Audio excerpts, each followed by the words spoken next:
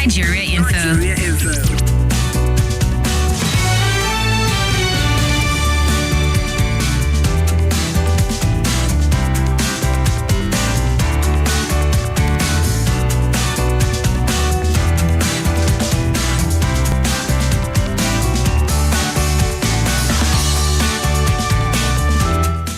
Abuja, thank you very much for staying tuned into your passionate radio 95.1 Nigeria Info. How are you doing? How's the day looking? Great, awesome, fantastic. Well, I'm not going to ask you about the weather because I promise you, I went out and it was painfully hot. At one point, I had to just set my wig aside to let air circulate. That's how hot it is. And so as you're going about your day, remember, stay hydrated, drink water because a lot is leaving your body moisture at this point in time. You don't want to have to go lightheaded and pass out and feel like, man, is the Tinubu's economy, it's not Tinubu's economy, the heat, and you're not drinking enough water. So stay hydrated and chin up, give your best to the day. Thank you very much for staying with us. And I trust you've been having a great time from the morning crossfire show, What's Happening Abuja, to the Sunnyside show that just wrapped up with her vocal majesty, Adadio Ramawan. Well, yours truly, Kimberly Wachuku, the Oracle, the Digital Oracle, OTF, the fellow Chanyawan Madam Speaker, reporting for duty, and I'll be here from now till 7-ish. We would have a great time together. Guys, I need you to go to Facebook and YouTube because I've got a full house. And we're going to do something a little different from how we usually start the show, with the big three. It's still going to be it. But it's going to be a kind of conversation centered around the press, the media, and workers in Nigeria. So you want to go check us out on YouTube and Facebook at Nigeria Info Abuja. That's where you find us. Don't forget you can tweet at Nigeria Info ABJ or just check out behind the scene videos and posts on Instagram at Nigeria Info FM Abuja. Now, World Press Freedom Day was celebrated on Saturday, and I want to believe all through this week, because even on the night in Brussels, the conversation will continue around press freedom. And Nigeria, well, we do have an interesting country where I've had people question the amount of freedom that the press enjoys in the country. And I recall some time back we asked if you thought that a journalist can report a story in Nigeria without fear. Tell the truth as it is. And a lot of people did say, I pretty much doubt that. Well, Nigeria is not the worst off, but there's still very much concern about the level of freedom that we enjoy in the country. But this year has an interesting theme beyond if the media is free or not, to looking at how artificial intelligence is coming in and changing how we do our work. Some days back, I think it was TVC, where they went all out promoting how AI is going to change the face of broadcasting in the country and the world around. And people started wondering, is this the new future? Well, we're talking about this and a whole lot more with my guest in the studio. And I'm honored to say I've got with me in the studio the NUJ chairman, FCT Council, Grace Ike is here with me. Delighted to have you in the studio. Same here. Really delighted. And congratulations. Thank you. Someone mentioned that you contended with 5 men and you came out tops. It was quite interesting. It's a big deal for us, honestly, seeing that you're the first female there. It's a big deal for us. So congratulations. Thank you. And we have Jide Oyekunle, the Secretary of Council. You're welcome. Thank you very much, Kimberly. Sandra Ude Ike is the Treasurer. You're welcome. Thank you very much. And Yaya Nda Mbabo, yes, the Vice Chairman and UJFCT Council. You're welcome. Delighted to have you all join me in the studio for this very special edition of the Big Three as we focus on press freedom in Nigeria. But I'm going to start with you, ma'am, to just getting your take. 2025 World Press Freedom Day. How much ground have we covered in this time talking about the liberty of the press in Nigeria? Okay, thank you. I appreciate and I like the way you said 2025. So if we had watched your program last year, you did the same thing in 2024. And then we're here, 2026 again. We'll definitely hold another session of World Press Freedom. But the major question is, how far have we fared? Yeah. And what is the level of implementation? For me, we are deteriorating because the situation is deteriorating. and it is not good for Nigeria because we have gone through a lot talking the issue of intimidation. Nigeria, as we speak, has dropped 10 places from 10 places to 122 from out of 180 countries. Wow. Out of 180 countries, and that's in 2025, according to Reporters Without Borders. And they attributed this to a whole lot of interference by state actors, and this include intimidation, harassment, arbitrary detention, censorship, among others, and it is not really good for us, particularly during election period. So for us, we are not really there. Imagine dropping to 22 in 2025. And it goes a long way to tell us that there's more work to be done. We really need to do more, talking press freedom. Press freedom comes with a whole lot of responsibility. That's what I tell people. And yes, the economic challenges, if you notice this year, we had the theme, reclaiming the civic space amidst economic challenges. Despite these challenges, we are going to speak truth to power. We'll definitely continue to be accountable.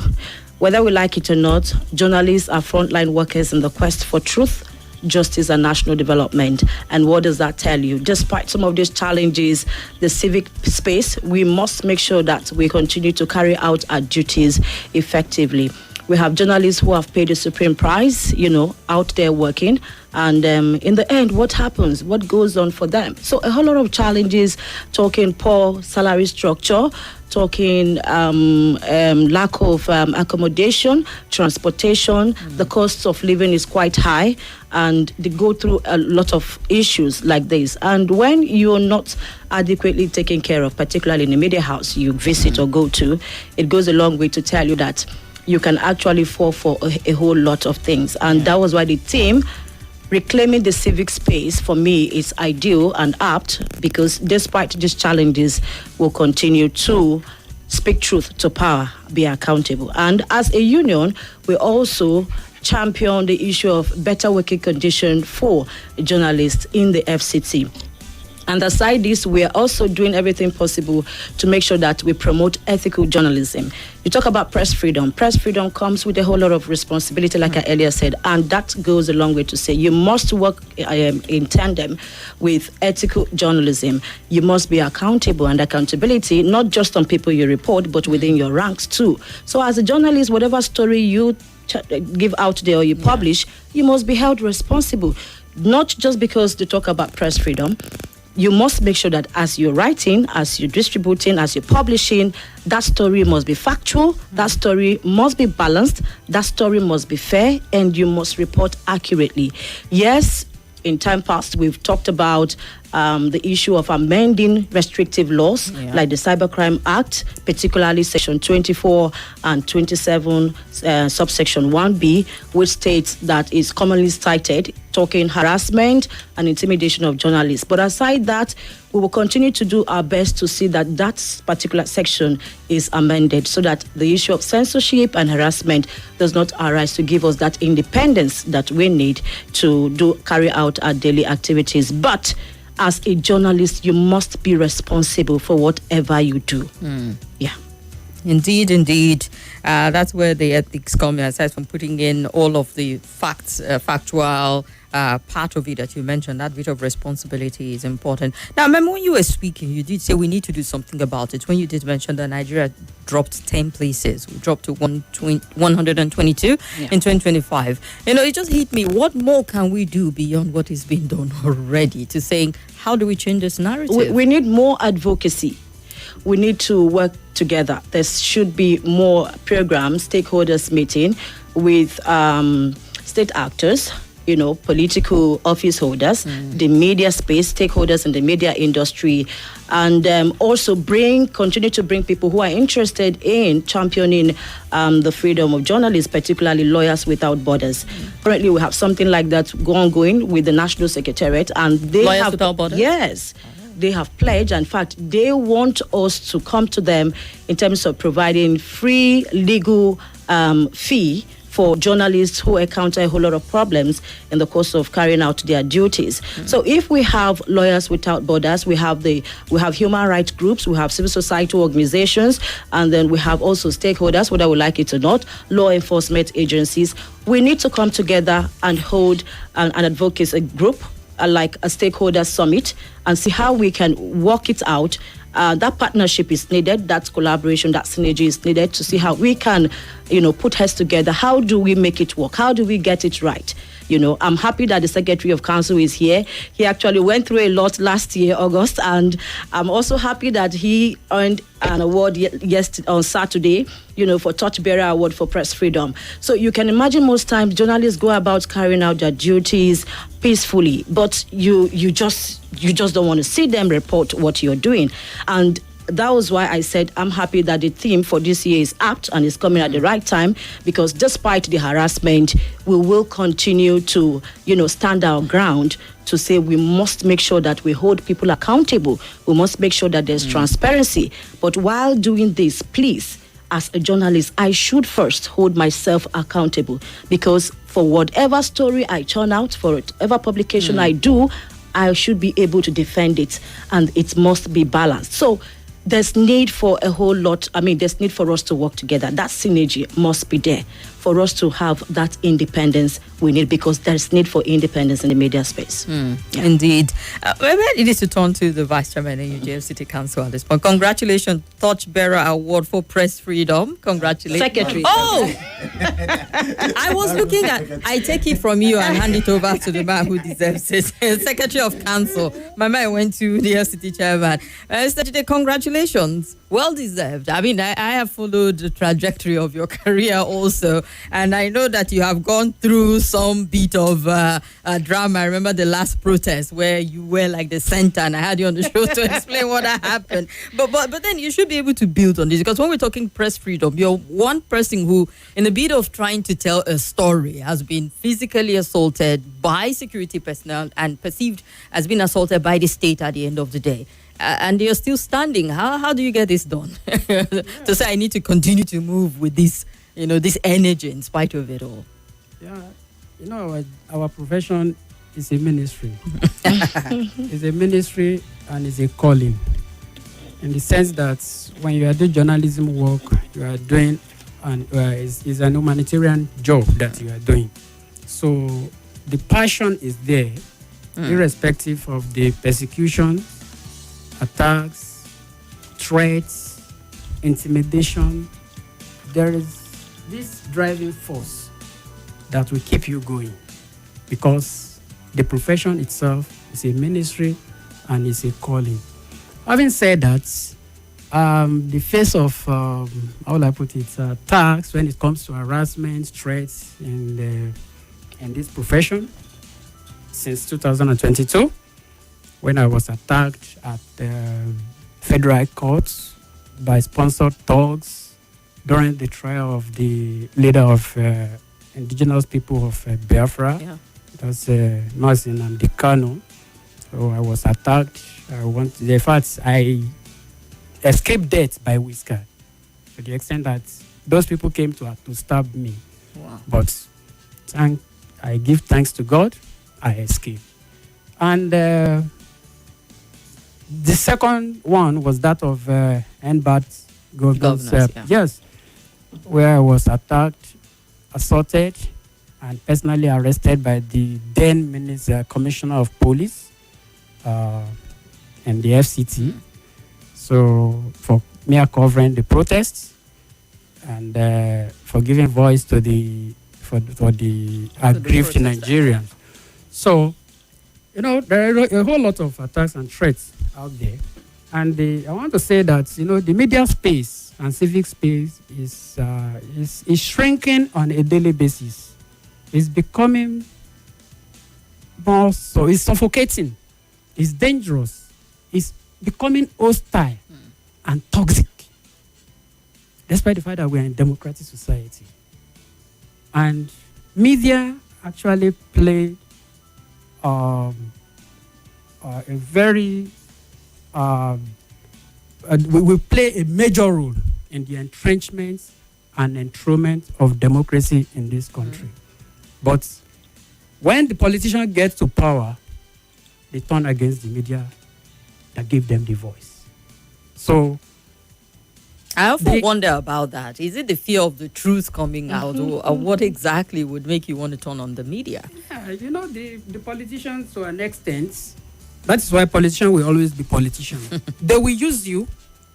When they are in opposition, they always cry to the extent that as media, you would like to give them voice. Exactly. But once they have that power, once they give them that voice, they will come after you. And Kimberly, you have seen what has happened in this country lately, when the the civic space has become very, very hostile. Nobody can voice out. No Nigerian can actually make any, either online or protest. So, to an extent, peaceful protest is being criminalized. And as media, if you are not watching it, they will come after you. We have seen a lot of harassments. We've seen a lot of they have detained a lot of journalists who are actually doing their job. And we have always said it up to time that journalism is not a crime. Journalism is not an opposition. Journalism is for the positive development of any democratic society. Let media breathe. We have that power, that statutory responsibility to hold government accountable to the people, as stipulated in Section 39 and that of Section 22 of the Constitution. And Nigeria is a signatory to so many treaties. Article 19 of Universal Declaration of Universal Declaration of Human Rights. 1948. Nigeria is a signatory. Article 9 of Africa Charter on Human and Enforcement. African Human and People's Rights. Ratification and enforcement. Nigeria is a signatory.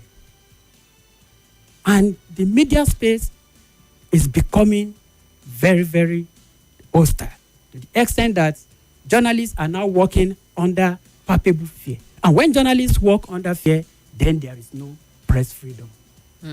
That is why you see the rating by the Reporters Without Borders and the Africa Media Foundation, West Africa Media Foundation, in conjunction with the NUJ.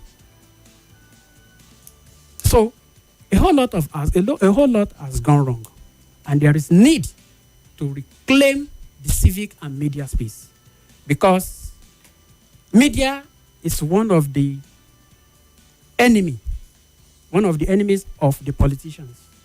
And once they are able to get hold of the media, then the country is gone. There are so many laws lying before the National Assembly, Kimberly, that are aimed and targeted at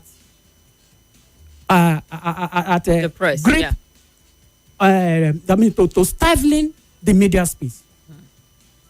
I will tell you, Anti-Terrorism Act is still there. How is it targeting the media? Yeah. How? If you do any story, I have not seen journalists that have been charged for anti-terrorism. We have many of them. They will use it against you. So working with terrorists. Look at the official secret chat. It's still there. Criminal and Penal Code is still there. We have National Broadcasting Commission Act. You remember how many... The controversy around it. Yes. Yeah. How many stations that were shut down, was not last year? How many radio and TV and... some years back. I know some people had to take the NBC to court to just hold them back from all the financial sanctions.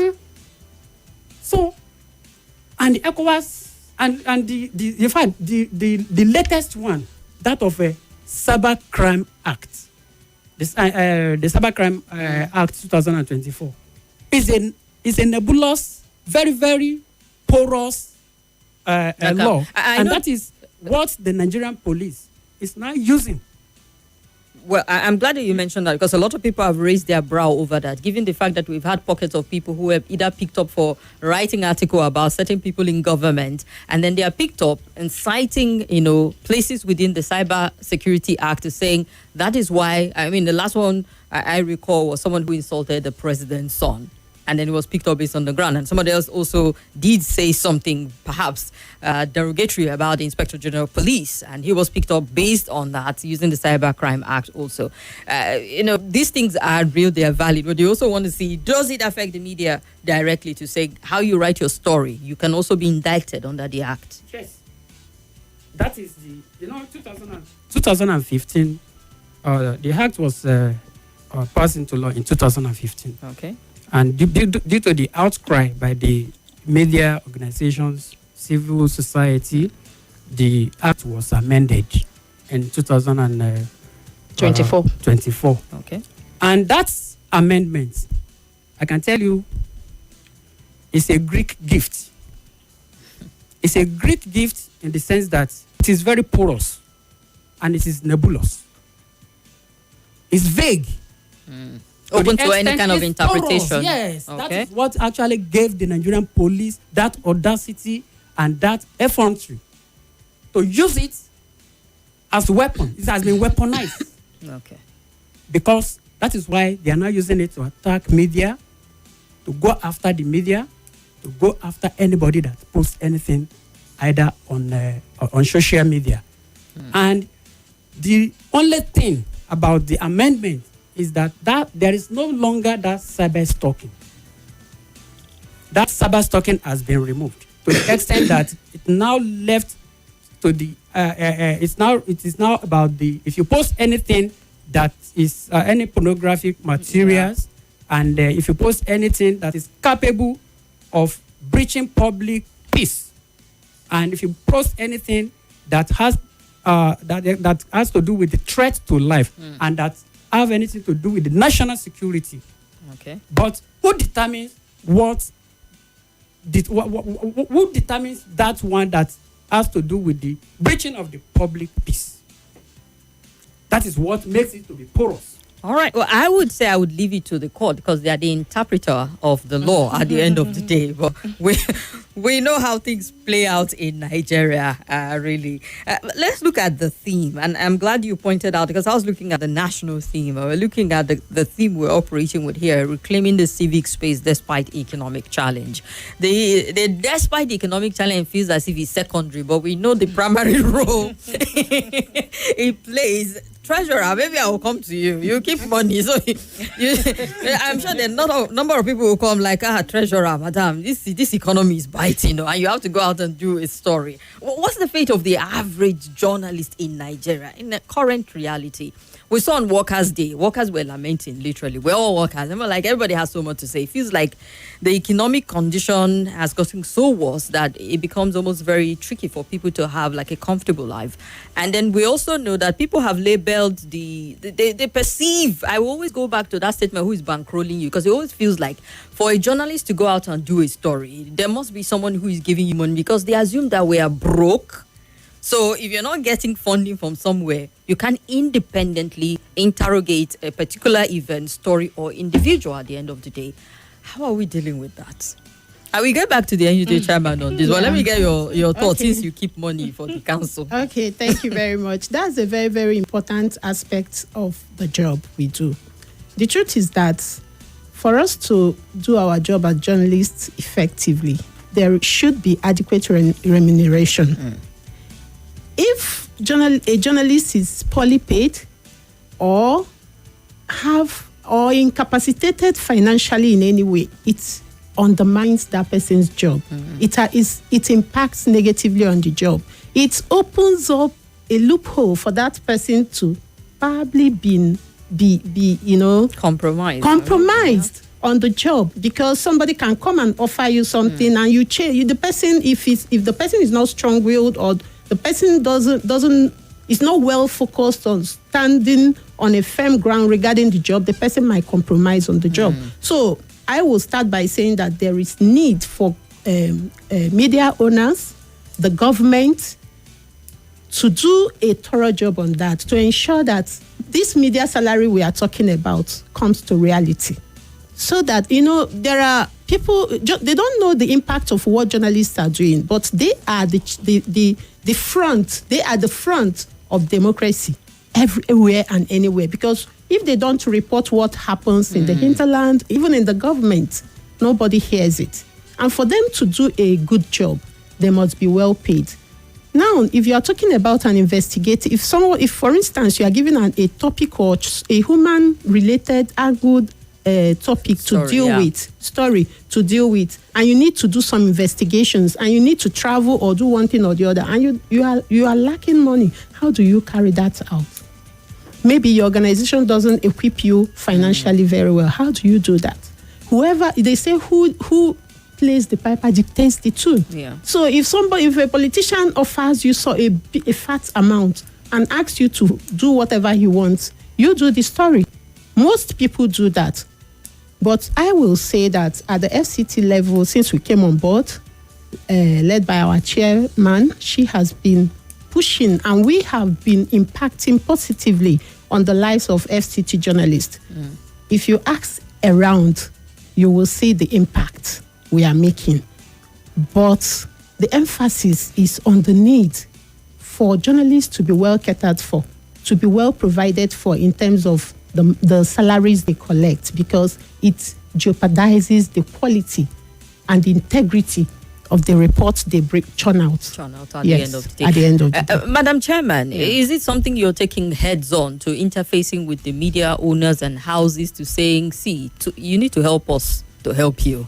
Honestly, it's a big priority for us, and for me, it's one area I made up my mind to ensure that we achieve during my administration, the issue of upward review of salaries, remuneration for journalists.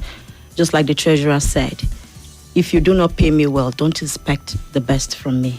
It's just like garbage in, garbage out. I need the working material to work with. I need a conducive environment to report. I need my salary to be paid. Let it come on time. As we speak, there are some media houses that are yet to pay. Some feel you just freelance. We can't pay you. If you want to freelance, fine. And then most times people get scared of the fear of the unknown. Yeah. Where do I go to? The little you're paying me, the peanut you are paying me, cannot even cater for 2 square meal. And most times it doesn't come often. Yeah, I know some media houses have their own challenges.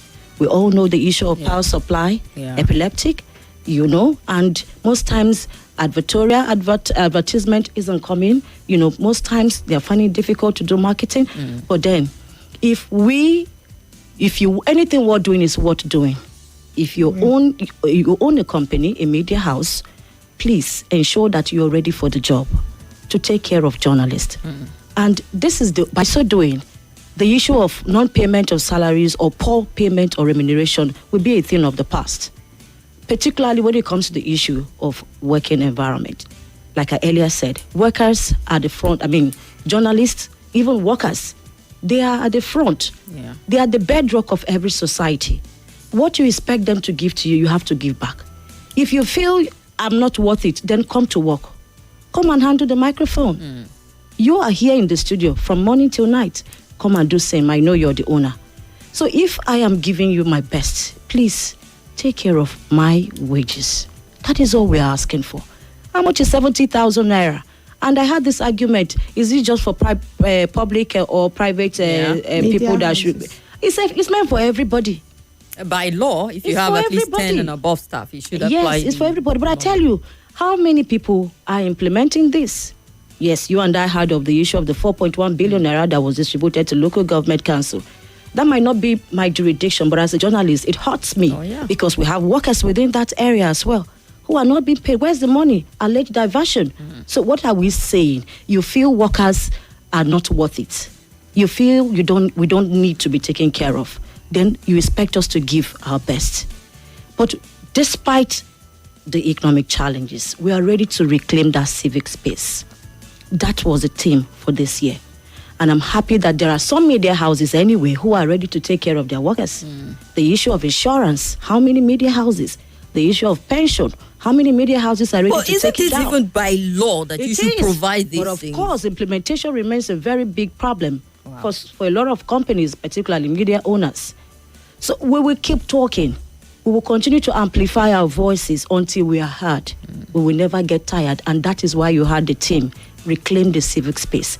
Despite the economic challenges, we will continue to do that. Just like I earlier said when we came on board, that we are willing to make sure that a better working condition is there for journalists in the FCT. And I also want to use this medium. While we appeal and we're making case for media houses to take care of their staff, we're also using this medium to appeal to the Minister of the Federal Capital Territory, Mr. Project Barrister Yeson Wike, to please beam his torchlight to the NUG Secretariat. When it comes to infrastructural development, we really need enough so that we can have a conducive environment, that a building that houses over 2,000 journalists. You hold Congress. The space is not enough, unlike what it used to be before. But for workers, for journalists, you continue to carry your work. You can continue to do your job. Remember, your tool should be used for societal transformation. It should be used for to foster peace. It should be used for tolerance and progress. Despite all, we will reclaim the civic space. Indeed, reclaiming the civic space despite economic challenges, the focus, the theme for 2025, and that's what we've been talking about. It's a live program, so I'll take a few phone calls, but it'd be nice to hear also from the Vice Chair, NUJFCT Council, on the role of the media, looking at the specific in the area, because I know for some people they'll be wondering, how are they reclaiming the civic space? Okay, of course, reclaiming the civic space is the title for the Workers' Day of this year. But now when we now narrow it down to the journalists, you can hear from what my other colleagues have said, that it has not been easy for not only journalists, but workers in Nigeria. Then, as a journalist, you are working in, especially those that work with private stations, you know you're a journalist and you know what I'm talking about. Then come to those that are working even in government agencies. Are they well paid? Their salary, can it cover the expenses of the assignments? Every day you keep hearing, make sure you do an investigative journalism. People keep telling you, the stakeholders will tell you, but they don't give you the tools to work. I know a lot of the listeners will say, you should stop being armchair journalists. Go out and do reports like. Exactly. So, and these are the issues. But despite what we are saying, what the team is saying, that despite all these challenges, we need to reclaim this civic space. All right. We need to reclaim it. And like Mr. Jide talked about, the compromise, the civic space has been compromised in a sense, like it's shrinking, the liberty to express based on even certain laws. Yeah, despite that, as you are aware, the media, we are the fourth estate of the realms. Yeah. Therefore, we must take the civic space back. All right. When you mentioned that, it reminded me of something that the previous two FCT chairman back, I think Mr. Evan Oguche used to say, that they say we're the fourth estate of the realm, but we don't have a realm. Except there's a provision from government. Just an imagination. Exactly. Well, I see my phone lines buzzing. Let's just get a feel from those who are listening to our conversation today. Call us up on 0700 951 0000 or 0809 5974 869. Or you can call via WhatsApp on 0809 9930137. Hello. Good afternoon. Good afternoon. I'm Ismail. Good afternoon. Go ahead, Mike. Okay. About press freedom or whatever we call it. Now, the question I want to ask is, this press freedom or censorship of the press media space, is it about me, we call for radio station to talk, or whether those government officials who come on this same platform to tell us lies, how does it affect them? I remember when it was Lai Mohammed himself, who his own grandson asked him, why do they call you Lai Mohammed? We all know the answer he gave his grandson. So if government officials and politicians come on the media space to lie, is anybody holding them as they want me to talk within their mind? All right. Them, they get certificate to talk whatever they want to talk. That is one. Can I continue? Or am I not finished? You 30 seconds, then we'll get to someone else. Okay. The other side of it is this. The ownership of media houses, I spoke about that with Swat earlier. And most of the media houses are owned by those in authority, government and their cronies. How do we expect us to be able to do the needful and leave that for on our journalists to talk about more? The ownership of media houses. Yes, thank you. Thank you very much, Mike. When wind blows, Banky in Wusetu says, "Are we sure we're not exaggerating the attack on the media in Nigeria? I suspect there is much media frenzies that tend to paint the government as being media unfriendly. The 2023 presidential election made many to start attacking the winning party as if the failure of IREF was meant to favor a particular candidate in spite of the concurrent outcome of the National Assembly election. I need the media to tabulate the various abuses of journalists to convince me. In democracy, you bring the government to order through judicial approaches. I'm not sure the media is doing enough of this. Many of the articles I read in recognized media are very extreme, and yet nothing happens to them," says Banky.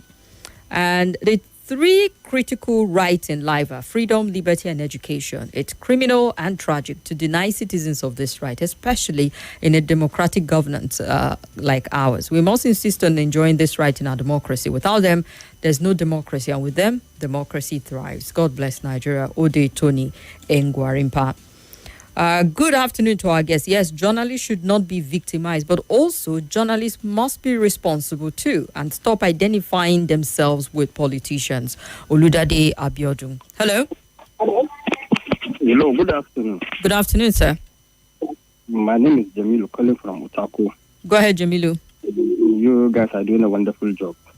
Thank you. Want to make use of the opportunity to welcome your guests. And as he rightly said, the NUJ secretariat needs to be fixed because when they have enabling environment, that is where we'll have a best from them. And then secondly, attack on the journalists. We have to differentiate between the real journalists and journalists that are seeking for followers, because there are some social media people that will just make themselves journalists and causing confusion, and the real journalists, people will still blame on you, which you are not the real issue. Because we know them. They are somebody that just because they need followers, they will cook fake news and broadcast it, and at the end of the day, when they come for them, they will now connect themselves with you people. So how can she going to differentiate between the real journalists and the fake ones who hide under the umbrella of journalism and cause confusion to the society? Thank you very much. All right, thank you very much, Jamilu. Rose City say, who is this again? I agree with him, but it's still journalists that write. Okay, I will not use the word you wrote for disgruntled politicians like the one fighting. Is it not journalists writing? Okay, the ones fighting Natasha Odwaha. They're not journalists. Okay, thank you very much, Rose City. Madam Chairman. There's something I picked from one of the callers that in as much as they condemn harassment of journalists, they also want journalists to report responsibly. If you notice, what I laid emphasis here is on responsible reportage. And it goes a long way to say ethical journalism requires you to balance your story. It also needs you to be accountable, that when that story is out tomorrow, you can defend, you have all evidences to say, yes, you wrote the story and it is factual. You must cross-check, dot your I's, cross your T's, so that when tomorrow comes, you can actually defend it. Because what we have now, whether we like it or not, digital and mobile journalism is on the increase. And you find it most times difficult to differ between which is correct and which is right. But on a second thought, if you also want to know which is correct and right, do your best to fact check very well and visit the traditional medium online we have. Do you understand? Because we have different online platforms that are, coming up.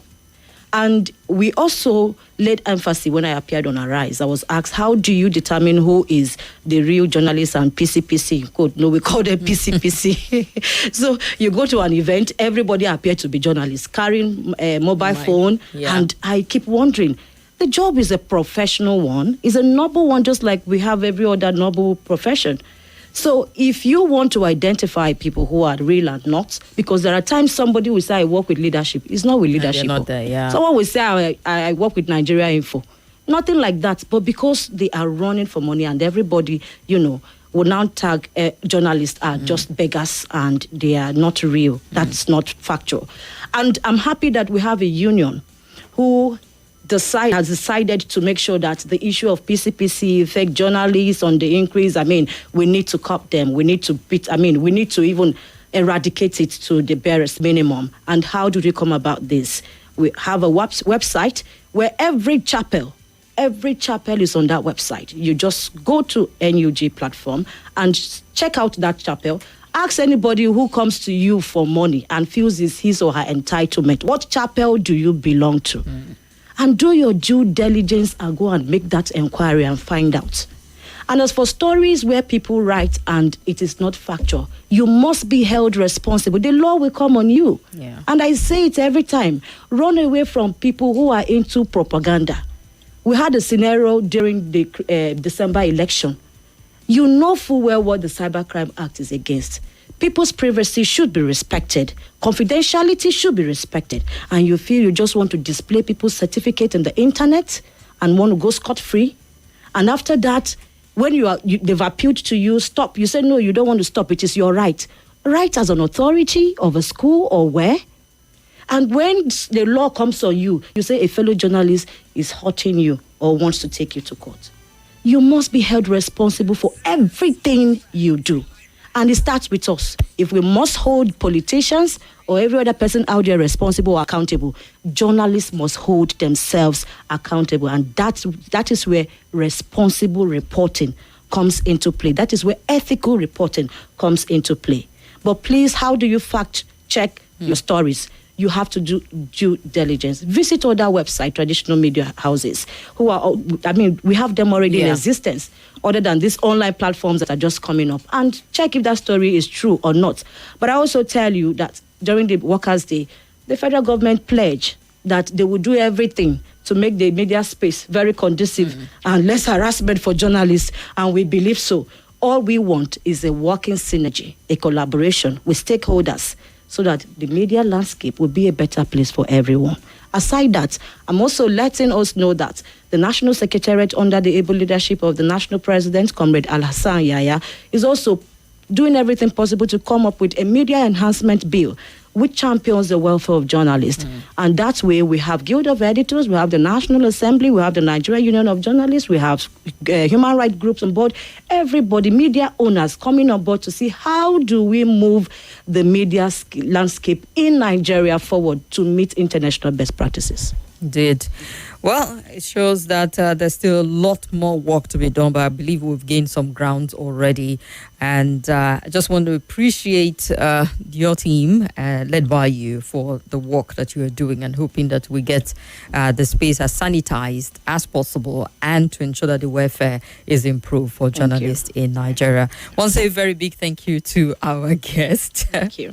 Grace Ike, who is NUJ chairman, FCT Council. Don't mind me. It's got to say chairman or chairperson. I'm a little curious as to, because I was telling Joy, I said, now that we have a woman, is it going to be chairwoman or chairperson? No, well, for the Constitution is saying chairman. But okay. There are places you go, particularly when it comes to international community, they will not call me chairman. You're a chairperson whether you like it or not. And it's fine, it's okay by me. All right. All right, we'll stick with the Constitution for now that says chairman. Jide Oyekule, Secretary of Council, thank you very much, sir. Sandra Udike. Odike, it's one name. Yeah, it's Udike. The second is not pronounced. Okay. I actually thought it was Ude and Ike, like there was a middle name. Udike, treasurer. You're welcome. And Yaya Nda Babu, the vice chairman, NUJ FCT Council. Thank you very much. Thanks to the entire council for honoring our invite. Thank you. We appreciate you. Thank you very much. Thank you. All right, Abuja, this is where we break. And when we return, we'll look at the big three. Stay with us.